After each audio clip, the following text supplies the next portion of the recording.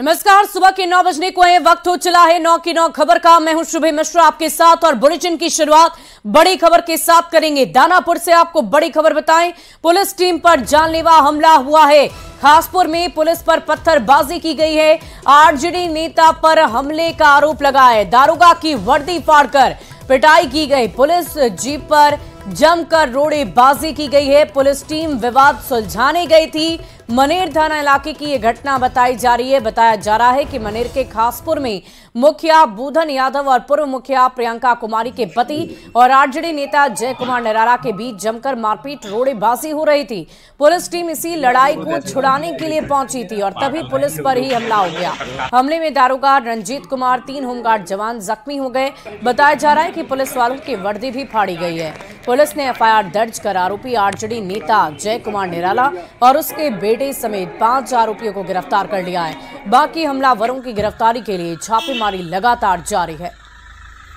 करीब 40 से 50 व्यक्ति आपस में लड़ाई झगड़ा कर रहे थे। सूचना प्राप्त होने पे मनेर थाना से गश्ती में एसआई रंजीत कुमार द्वारा त्वरित कार्रवाई करते हुए घटनास्थल पर पहुंचा गया। मामले को शांत कराने का प्रयास उनके द्वारा किया गया, लेकिन उग्र भीड़ ने उनके ऊपर हमला कर दिया गया। 2 गृह रक्षक थे, उनको भी काफ़ी चोटें आई हैं। रंजीत कुमार को भी चोट आई है। वह थाना गश्ती की गाड़ी जो थी उसको भी भीड़ द्वारा क्षतिग्रस्त कर दिया गया है। तो उग्र होने के कारण यह जो घटना हुई है, इसमें गृह रक्षकों को भी चोट लगी है। हमारी जो थाना की गाड़ी है उसमें भी पथराव हुआ है और दरोगा को भी एक चोट लगी है। तो उनका इलाज कराया जा रहा है। अभी स्थिति सामान्य है। कड़ी कार्रवाई की जाएगी। सभी जो भी वहाँ का आसपास का स्थल है वहाँ पर छापेमारी की जा रही है और जो भी लोग हैं चिन्हित किया जा रहा है उनको, और उनके ऊपर कार्रवाई की जाएगी। और अब 3 अलग अलग तस्वीरें आपको दिखा देते हैं। आप देख सकते हैं किस तरह बिहार में पुलिस की पिटाई लगातार हो रही है। वो तस्वीरें हम आपको टीवी स्क्रीन पर दिखाएंगे। 3 अलग अलग तस्वीरें, 3 अलग अलग घटनाएं 3 अलग अलग जगहों से सामने आई है। पहली तस्वीर दानापुर से आप देख पा रहे हैं। समस्तीपुर और कटिहार में पुलिस वालों पर जानलेवा हमला किया गया है। इन दिनों बिहार में आलम यह हो गया है कि किसी भी दिन पुलिस वाले को गोली मार दी जा रही है तो किसी दिन शराब तस्कर गाड़ी से कुचलकर पुलिस वालों को मौत के घाट उतार दे रहे हैं। पुलिस पर हमला बिहार में किस कदर जारी है, अब ये 3 और नई घटनाओं से आप समझ सकते हैं। दानापुर में मनेर थाना के खासपुर गांव में दारोगा की वर्दी फाड़कर उनकी पिटाई की गई। गाड़ी पर रोड़ेबाजी कर गाड़ी के शीशे तोड़े गए। आरजेडी नेता जय कुमार निराला पर हमले का आरोप लगा है। दूसरी तस्वीर समस्तीपुर की है, जहां नगर थाना इलाके की रेलवे गंडक कॉलोनी में आक्रोशित लोगों ने जमकर बवाल काटा और पुलिस की पिटाई कर दी है। स्थानीय लोगों का आरोप है कि युवक पुलिस के खदेड़ने के दौरान नदी में कूदा और डूबने से उसकी मौत हो गई। हंगामे की सूचना पर जब पुलिस की टीम पहुंची तो लोगों ने पुलिस पर ही हमला कर दिया। तीनों तस्वीर आप देख पा रहे हैं और तीसरी तस्वीर हम आपको कटिहार की दिखा देते हैं। वहां पर अवैध आरा मिल के खिलाफ कार्रवाई करने गई वन विभाग की टीम पर हमला हुआ है। कई गाड़ियों में तोड़फोड़ की गई है। वनकर्मी और अधिकारियों की वर्दी फाड़ने की कोशिश की गई। इतने भर से मन नहीं भरा तो तेल डालकर पुलिस वालों की वर्दी को जलाने की कोशिश की गई। यानी कि पुलिस पर हमला करने वालों को जरा सा भी पुलिस का खौफ नहीं है। 3 तस्वीरें देखकर आप अंदाजा लगा सकते हैं कि किस तरह अपराधी बेखौफ हो गए हैं और उन्हें पुलिस कर्मियों का भी लिहाज नहीं। न्यूज़ 18 लगातार ये सवाल पूछता रहा है कि पुलिस पर इस तरह लगातार हमले क्यों किए जा रहे हैं, पुलिस वालों को क्यों पीटा जा रहा है। जिस मामले को सुलझाने के लिए पुलिस जाती है, जिस अपराधियों को पकड़ने के लिए पुलिस जाती है, उन पर ही हमले क्यों किए जा रहे हैं। पुलिस वालों पर प्रहार आखिर कब तक होगा, पुलिस आखिर क्या कार्रवाई कर रही है। क्या हमलावरों को पुलिस का डर नहीं सताता, हमलावर कानून से क्यों नहीं डर रहे हैं। इस पूरी खबर के अधिक जानकारी के साथ संवाददाता अमरजीत शर्मा हमारे साथ फोन लाइन पर हैं। अमरजीत, ये बताइए कि इस तरह की घटनाएं बार बार हो रही है और एक बार फिर से मनेर में भी देखने को यही मिला है, तो इस वक्त पुलिस की तरफ से क्या अपराधियों की पहचान हो पाई है, क्या उनकी गिरफ्तारी को लेकर आगे की कोई कार्रवाई बढ़ पाई। पुलिस ने आगे की कार्रवाई भी शुरू कर दी है और रात में 5 लोगों को गिरफ्तार की थी और सुबह में कुछ और लोगों को गिरफ्तार की है। तो ये घटना पुलिस पे अगर जो हमले की बात की जाए तो लगातार पटना जिले में भी हो रहा है, क्योंकि पहले धनरुआ में भी हुआ था, मसौड़ी इलाके में हुआ था, उसके बाद जो है कई एक बार पालीगंज अनुमंडल क्षेत्र में भी हुए हैं, बिहटा में हुआ है, बिहटा में कई एक बार पुलिस पे हमले हुए हैं। तो ये कहा जा सकता है कि जो पुलिस का खौफ है वो काफी कम हुआ है और पुलिस से लोग डर नहीं रहे हैं, बल्कि उसका मुकाबला कर रहे हैं और उसे पुलिस की पिटाई भी कर रहे हैं और कोई वर्दी का डर नहीं है। वर्दी को फाड़ दे रहे हैं और उसके बाद जो है पिटाई भी कर रहे हैं, पुलिस की गाड़ियां तोड़ रहे हैं। तो ऐसा जो पकड़ा गया ये निराला है इस मामले में, जो राजद के नेता हैं निराला, जय कुमार निराला, ये पहले भी जो है रूपसपुर थाने में पकड़ाए थे। तो इनके लोगों ने रूपसपुर थाने में हमला कर दिया था और जो है इन्हें छुड़ाने का प्रयास किया था और एक बार फिर जो है इनके गांव में इस तरह के दो पक्षों में विवाद हुआ था, पुलिस पहुंची थी। उसके बाद जो है फिर से जो है पुलिस पर इन लोगों ने जो है मारपीट और उसके बाद जो है तो शीशे तोड़ना गाड़ी के इस तरह के हुए हैं। 8 थानों की पुलिस जो है अभी भी वहां कैंप कर रही है, जो खासपुर है यहाँ कैंप कर रही है और जो आरोपी हैं जी इस मामले में जो लगभग 50 लोगों के नाम आए हैं, उन लोगों को पकड़ने के लिए पुलिस आगे की कार्रवाई भी कर रही है। फिलहाल लगभग 10 लोगों को गिरफ्तार किया गया है इस मामले में और कार्रवाई की जा रही है। जिस तरह से एसडीओ प्रदीप कुमार सिंह ने बताया कि कोई भी व्यक्ति बख्शे नहीं जाएंगे, क्योंकि जो है जो पुलिस पे हमला किए हैं उनको जो है कोई भी जो है रियायत नहीं दी जाएगी, उन्हें जो है गिरफ्तार किया जाएगा। जी बहुत बहुत शुक्रिया अमरजीत हमारे साथ जुड़ने के लिए। इस पूरी खबर पर आप लगातार नजर बनाए रखिए, लेकिन ये 3 तस्वीरें लगातार हम आप तक पहुंचा रहे थे जिसमें आपने देखा कि कैसे पुलिस वालों पर बार बार हमले हो रहे हैं। बढ़ते अगली खबर की ओर। खबर भागलपुर से सामने आई है, जहां ततारपुर थाना क्षेत्र के कोतवाली सब्जी मंडी में एक फल विक्रेता के साथ जमकर मारपीट की गई है। दुकान में तोड़फोड़ भी की गई है। सब्जी मंडी के पास फल विक्रेता ठेले पर फल बेच रहा था और तभी एक युवक उसकी दुकान के पास आकर खड़ा हो गया, गाली गलौज करने लगा। देखते ही देखते बात इतनी बढ़ गई कि युवक अपने दोस्तों को बुलाकर दुकान में तोड़फोड़ और मारपीट करने लगा, जिसके बाद मौके पर पहुंची पुलिस ने आरोपियों को खदेड़ा। अब इस घटना का वीडियो भी सामने आ गया है जो तेजी से सोशल मीडिया पर वायरल हो रहा है। बढ़ते अगली खबर की ओर। खबर मुजफ्फरपुर से है, जहां छात्रा सलोनी की मौत मामले में बड़ी अपडेट सामने आई है। रेल पुलिस ने 3 शातिर बदमाशों को पकड़ लिया है। झपट्टा मार गिरोह के 3 बदमाश गिरफ्तार हो गए। रंजीत, शौकत अली, जबरेज आलम अरेस्ट किए गए हैं। सुगौली स्टेशन पर छात्रा सलोनी से छिनतई हुई थी और इसी वारदात को अंजाम देने के बाद ये अपराधी फरार बताए जा रहे थे, जिनकी इस वक्त गिरफ्तारी हो गई है। परीक्षा देने जा रही थी ये छात्रा और मोबाइल छिनतई के दौरान सलोनी ट्रेन से नीचे गिर गई थी। हाथ पैर कटने के बाद इलाज के दौरान उसकी जान चली गई। पुलिस ने इसी मामले में पश्चिमी चंपारण के मझौलिया के रहने वाले रंजीत कुमार को गिरफ्तार किया। रंजीत ने बताया कि उसने शौकत अली उर्फ झुन्ना के साथ मिलकर इस घटना को अंजाम दिया और लूटे गए मोबाइल फोन को जबरेज आलम को बेचा था। स्टेशन पर 17 दिसंबर को सुबह में दरोगा परीक्षा के लिए जाते वक्त सलोनी कुमारी, जो पलनवा थाना मोतिहारी जिले की रहने वाली थी, उनके साथ एक दुर्घटना हुई जिसमें कि उनका मोबाइल छीन लिया गया और दुर्घटनावश जो है ये बात आई सामने की ट्रेन से गंभीर चोट लगी और जिसके फलस्वरूप 22 दिसंबर को उनकी मृत्यु हो गई। छापामारी लगातार चलती रही और इस कांड में सफलता मिली। इन लोगों ने अपना अपराध भी स्वीकार कर लिया है। पूरे घटनाक्रम को बताया गया है। और लैंड फॉर जॉब मामले को लेकर एक बड़ी जानकारी सामने आ रही है। ईडी के सामने लालू यादव पेश नहीं होंगे। लालू प्रसाद को ईडी ने समन भेजा था। उन्हें ये तारीख आज के मुकर्रर की गई थी कि उन्हें ईडी दफ्तर में मौजूद होना है और तमाम सवालों का जवाब देना है, लेकिन लालू प्रसाद आज वहां पर नहीं पहुंचेंगे। नौकरी के बदले जमीन मामले में उनकी पेशी होनी थी। लालू प्रसाद पर मनी लॉन्ड्रिंग का गंभीर आरोप है। फिलहाल पटना में लालू प्रसाद यादव इस वक्त हैं। लालू के वकील ईडी को जवाब देंगे।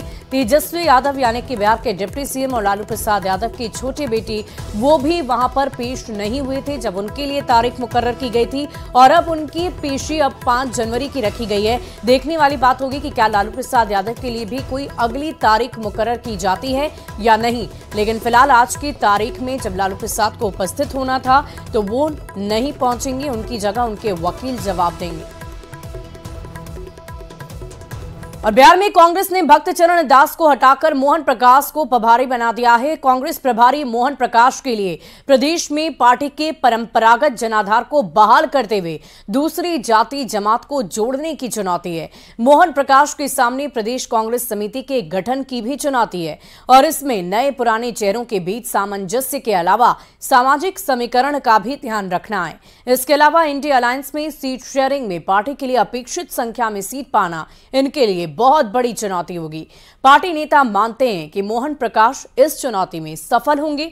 आरजेडी ने भी सहयोग की बात कह दी है, तो वहीं दूसरी ओर बीजेपी ने कांग्रेस को आरजेडी का पिछलग्गू बताते हुए मोहन प्रकाश से किसी चमत्कार की उम्मीद करने की बेईमानी बताया है। प्रकाश जी हों या कोई, बिहार का जो भी प्रभारी बनाया जाएगा उसकी सबसे बड़ी चुनौती होगी बिहार में पुराने जनाधार को वापस लाना, कांग्रेस की तरफ वापस लाना। इसके पहले भी जो प्रभारी थे भक्त चरण दास जी ने इसकी कोशिशें की और जो मोहन प्रकाश जी हैं उनको भी सबसे ज़्यादा मेहनत इस काम पर, इस बात पर करनी होगी कि जो हमारा खोया जनाधार है वो वापस आए।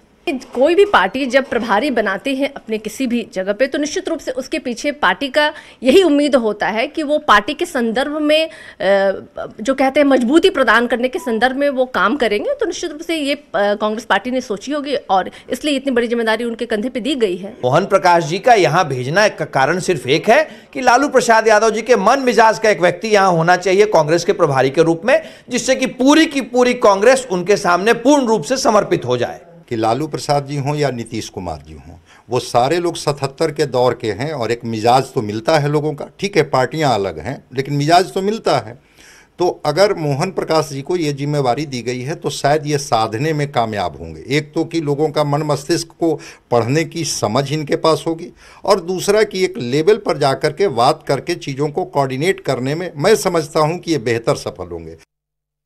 बढ़ते अगली खबर की ओर। आरएसएस के सड़ संघ संचालक मोहन भागवत देवघर आए। एयरपोर्ट से सड़क मार्ग से वो सीधे माथा बांध स्थित आरएसएस कार्यकर्ता के घर पहुंचे। इस मौके पर तिलक लगाकर उनका स्वागत किया गया। कार्यकर्ता के घर पर विश्राम करने के बाद वो बैद्यनाथ गार्डन सभागार पहुंचे।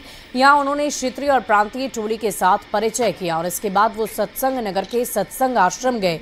मोहन भागवत ने यहां श्री श्री ठाकुर जी के मंदिर में शीश नवाया। आश्रम के आचार्य देवी जी से शिष्टाचार मुलाकात भी की है।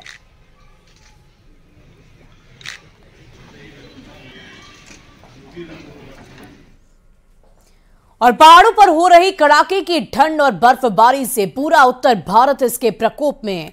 दिल्ली से सटे इलाकों की भी यही स्थिति है। एनसीआर इलाकों में ठंडक बरकरार है। हरियाणा, पंजाब और यूपी के कई जिलों में कोहरे का कहर देखने को मिल रहा है। दिल्ली में घने कोहरे के कारण लोग काफी परेशान नजर आए। सुबह ऑफिस के लिए निकले लोगों को भी परेशानी का सामना करना पड़ा।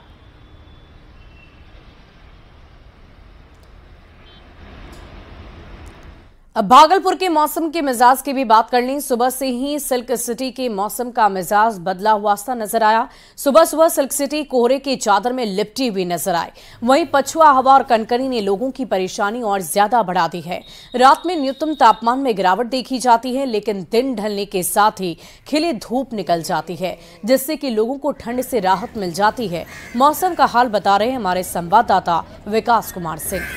सिल्क सिटी में मौसम का मिजाज बदला है। रुक रुक कर चल रही पछुआ हवा ने लोगों की परेशानी बढ़ा दी है। वहीं सिल्क सिटी अहले सुबह से ही कोहरे के चादर में लिपटी हुई नजर आ रही है।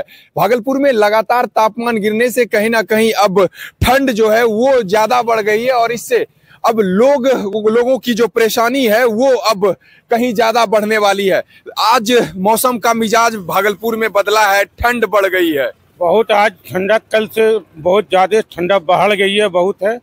और आज तो यार हवा चल रही है, पछिया एकदम भर दोम के हम लोग चल नहीं सक रहे, निकल नहीं सक रहे हैं। तो और गाड़ी बढ़ेगी, परेशानी बढ़ रही है और गाड़ी में भी टेम्पो भी नहीं मिला। ड्यूटी काम करने वाले हम लोग आप कैसे करने जाएंगे। बहुत ठंडा इतना है कि जा नहीं सक रहे, गाड़ी नहीं मिल रही है। 1 घंटे से रुके में गाड़ी मोटर खातिर कुहासा भी नजर आ रहा है। कुहासा बहुत नजर आ रहा है, बहुत एकदम इसमें परेशानी अब बढ़ जाएगी लोगों की। परेशानी बहुत बढ़ भी जाएगी और घर से अपने ड्यूटी वाले आदमी भी नहीं निकल रहे हैं, नहीं कोई संडिस में चल रहे हैं, कोई रोड पर निकल भी नहीं रहे हैं। एकदम सुनसुनाटा हो रहा है हम लोग। हमारा नाम हुआ राजू, नाम हुआ। चलिए देखिए, आज अहले सुबह से जो सिल्क सिटी है वो कोहरे के चादर में लिपटी हुई नजर आ रही है।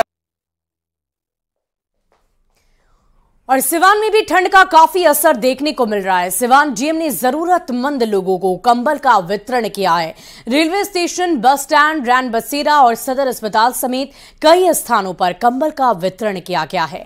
डीएम ने बताया कि बिहार सरकार की मुख्यमंत्री की महत्वाकांक्षी योजना जो काफी लंबे वक्त से चलती आ रही है, इस निर्देश पर जिला मुख्यालय सहित सभी प्रखंड और अनुमंडल में कंबल का वितरण का कार्य लगातार जारी है।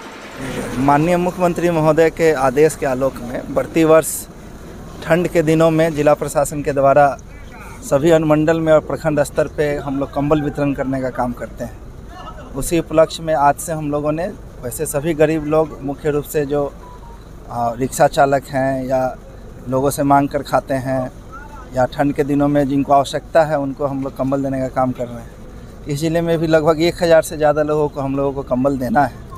और ठंड बढ़ने के साथ ही सिल्क सिटी भागलपुर की हवा भी जहरीली होती ही जा रही है। पिछले एक सप्ताह से भागलपुर में एयर क्वालिटी इंडेक्स का लेवल 300 के पार दर्ज किया गया है, जो बेहद ही खतरनाक श्रेणी में माना जाता है। हवा की गुणवत्ता खराब होने से इसका सीधा असर लोगों की सेहत पर पड़ रहा है। हवा की गुणवत्ता खराब होने से लोग घर से बाहर निकलने से भी परहेज कर रहे हैं। लोगों से बातचीत की हमारे संवाददाता विकास कुमार सिंह ने। भागलपुर में ठंड बढ़ने के साथ ही हवा की गुणवत्ता भी खराब हो गई है।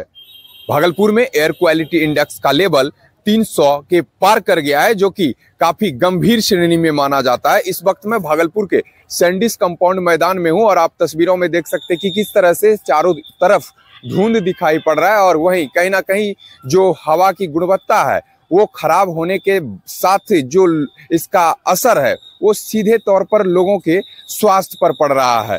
भागलपुर में हवा की गुणवत्ता जो है वो खराब हो गई है। भागलपुर में हवा की गुणवत्ता खराब होने का बहुत सारा कारण है। एक तो है बाइक पोल्यूशन। हम लोगों के यहाँ व्यक्ति से ज़्यादा गाड़ी बढ़ते चला जा रहा है, जिस पे कोई कंट्रोल नहीं है। दूसरा है गंदगी। हम लोग खुद गंदगी फैलाते हैं, जिसका साफ सफाइया नहीं करते हैं और जिसकी वजह से शहर में इतना प्रदूषण फैलते जा रहा है, जो कि हवा खराब होने के बाद लोगों के स्वास्थ्य पे इसका कैसा असर पड़ रहा है? हवा का गुणवत्ता खराब होने के चलते लोगों को तरह तरह का बीमारियां हो रहा है। सांस फूलने का बीमारी।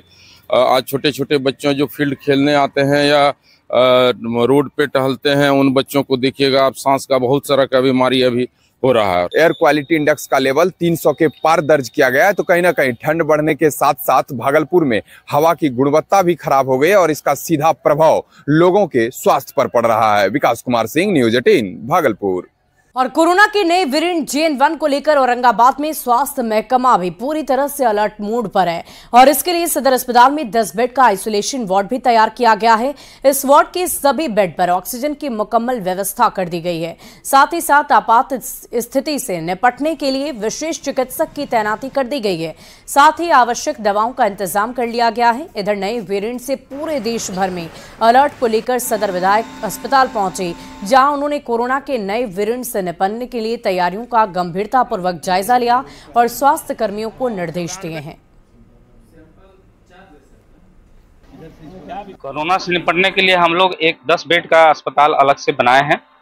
वैसे उसमें सारी तरह की दवाएं, ऑक्सीजन की 10 बेड पर ऑक्सीजन है, ऑक्सीजन कंसंट्रेटर की व्यवस्था करा दी गई है। वहाँ पे ऐसे मैनुअल में भी हम लोग ऑक्सीजन रखवा दिए हैं। संभल जाना चाहिए इन लोगों को। बार बार कोरोना का वार्ड भी हम लोग देख के आए हैं, है वहाँ पे आइसोलेशन वार्ड, और ऑक्सीजन प्लांट भी हम लोग देखे, फंक्शनिंग है, उसमें दिक्कत नहीं है। और इन लोगों को भी बैठक हो रही है लगातार कोरोना से निपटने। और इसी बीच सिवान से आपको बड़ी खबर बताएं, 20 लाख की लूट का खुलासा किया गया। एटीएम वेंडर से लूट का मामला फर्जी निकला है। 20 लाख की लूट नहीं की गई थी। कर्मी ने पैसे हड़पने के लिए इस पूरे षड्यंत्र को रचा था। कर्मी सुशील कुमार ने झूठा षड्यंत्र रचा। सिवान एसपी ने बताया कि आरोपी सुशील कुमार ने स्वीकार कर लिया है कि पैसे की लालच में उसने लूट का झूठा षड्यंत्र रचा है। सुशील कुमार एटीएम वेंडर में रुपए डालने का काम करता है और इसने एक्सिस बैंक से 20 लाख रुपए निकालकर महाराजगंज एटीएम में डालने गए,